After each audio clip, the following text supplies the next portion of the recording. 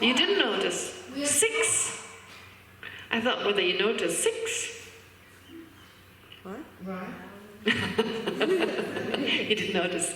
Yes, 7 and 8, there's a difference. Well, the difference is actually also because it was supposed to protect nuns. So some of those vows are like, for a nun, don't walk alone in the forest, have another nun with you. Because nuns, I mean, they lived more in like remote areas at the time of the Buddha, and it was just more dangerous for a woman to walk alone in a forest. So she was supposed to always have another nun with her. At least there are 2. They can fight off their attacker easier, and a guy didn't have that, for instance. So It's actually a vow? for fully ordained nun, but only when it's necessary. A lot of these vows that are here, the Buddha specified when it is necessary. So it's like nowadays, some nuns do it, but I'm not going to always take a nun along with me when I go to the market, right? It's a vow. It's just there are certain vows you always have to keep. And then there are vows you should try to keep, and then there are vows that are only necessarily kept when the external environment requires it.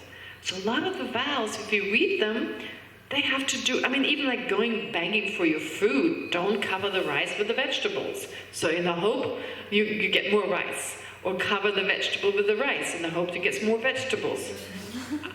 I cover my rice with my vegetables because I choose my rice and my vegetable. I take it from the, right? So that has to do with going to beg, right? I mean, how did these vows come to be? Maybe just this much. As the Buddha, in the beginning, they only had the vow of celibacy, not killing, the kind of root vows.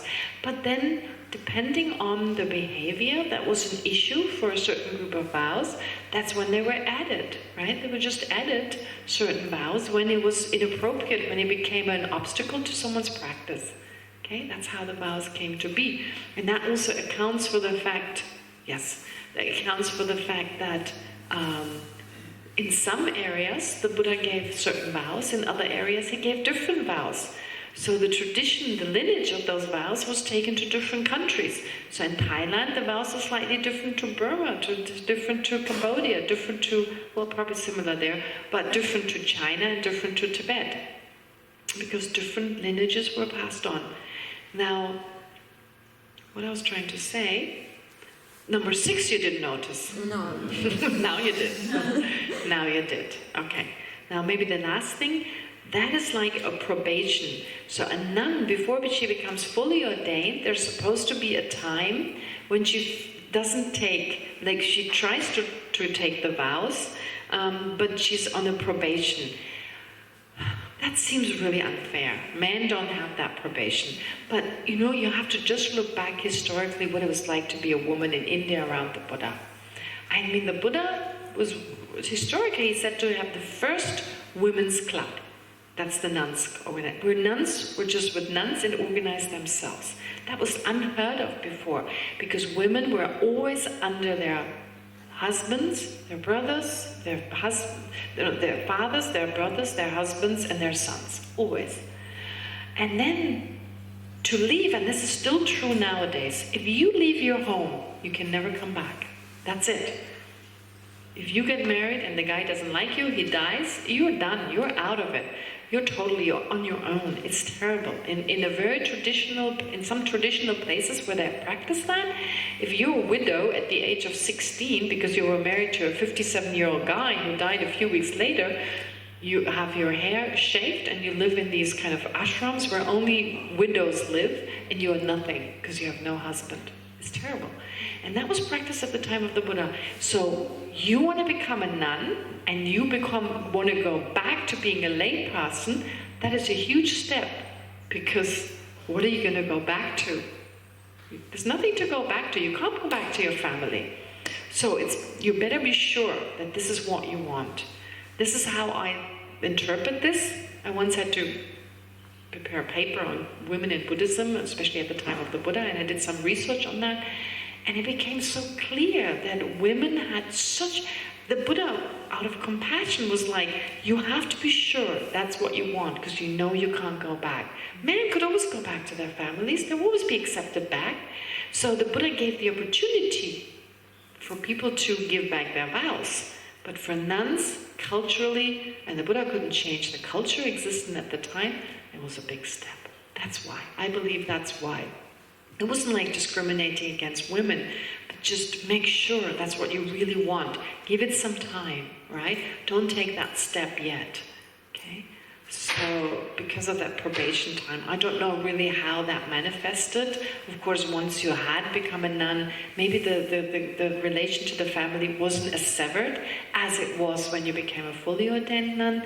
Anyway, I can only see it because from all the other teachings, Rikipuan, Rikipumu, Kalala Sherikiparu, son of the lineage, daughter of the lineage, right? That's Shariputra's. Shariputra only asked, well, in some versions of the Heart Sutra, Shariputra asked about son and daughter. But I like the version without son and daughter, because that was the sense. A practitioner must be a woman. And what does Avalokiteshvara say? Saying what the Buddha means, son and daughter of the lineage. And the Tibetans actually pronounce it like this. Rikipu, Rikipumu, Kalala Sherikiparu. They always kind of stress the Rikipumu. So, saying that the Buddha himself, when you look at the teachings, was a great feminist, one of the greatest feminists at his time. Were there any female Buddhas, female... Yeah? Well, if the time requires that, definitely. If there are times when people listen to, like at the time of the Buddha, people didn't listen to women. So the Buddha didn't manifest as a woman because no one would have listened to him. That's why he manifested as a man. If they ignore someone and they have so much to teach, well, there's so much that they can do. But of course, there are female emanations of Buddhas everywhere. But they just don't get the same attention. Unless time changes and women get more attention, then it'll be all Shakyamuni, whatever, right? It will all be these female Buddhas. Okay, anyway, we have to stop, I know. Yeah. So we'll do the dedication afterwards. So you have another session now. I'll leave, and I'll see you during lunch, and we'll see you again just before 3. Okay. Lunch is at 1 o'clock. Yes, lunch is at 1. Oh, sorry. Lunch is at 1.